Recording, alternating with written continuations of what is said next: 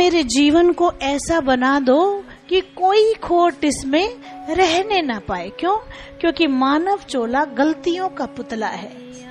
गलतियां पग पग पर होती हैं, इसीलिए 84 लाख जन्म मिलते हैं और 84 लाख जन्मों के बाद ये मानव पुतला धरती पर आता है। और फिर ये मानव पुतला ऐसा है कि ये गलती पे गलती करता रहता है, अपना मानव चोला भी व्यर्थ कर लेता है।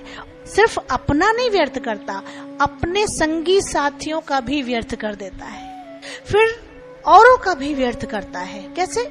अपने कर्म बनाता है, फिर अपने कर्मों से दूसरे के कर्म बनाता है। इसलिए आप ऐसे लोगों से सावधान रहिए कि ना ही किसी की आप निंदा करिए, ना ही आप किसी की निंदा सुनिए।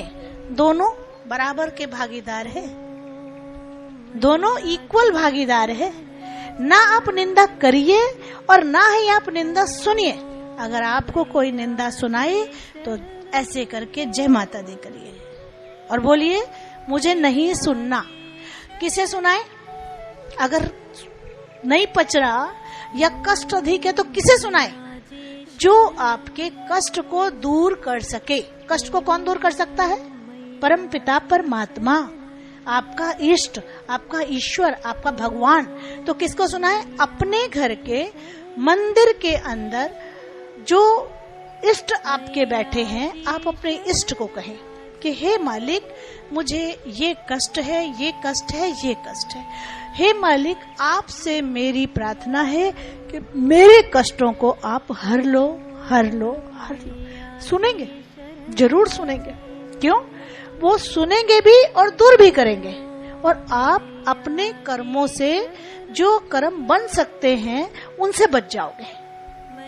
क्योंकि अगर आप किसी और को सुनाओगे तो आप बहुत ज्यादा दोषी हो जाओगे। एक तो आपने अपना कर्म बिगाड़ा, दूसरा जिसको सुना रहे हो तो आपके द्वारा उसका कर्म बिगड़ा, तो आप तो बहुत ज्यादा दोषी हो गए, क्योंकि आपने दूसरे का दुष्कर्म बना दिया।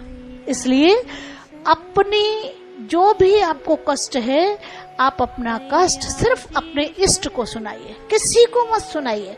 और फिर चमत्कार देखिए कि कैसे आपका इष्ट आपकी सहायता करता है। इससे क्या है कि आप सत कर्म करोगे, बुरे कर्म करने से बच जाओगे। और परमात्मा को सुना रहे हो तो परमात्मा उसका हल किसी न किसी माध्यम से आपको बता देगा, ये हल है, ऐसे कर लो। क्योंकि परमात्मा सुनता है और उसका निवारण करता है। इंसान नहीं सुनता, इंसान सुनेगा, बेमन से सुनेगा और फिर आपके कर्म बनेंगे और आप दोषी हो जाओगे। तो आपको दोष मुक्त करने का एक साधारण सा हल आपको बताया कि कैसे हम दोष मुक्त रहते हुए अपने कष्टों का निवारण प्राप्त कर सके। नमो नमो गुरुदेव तुझको नमो नमः।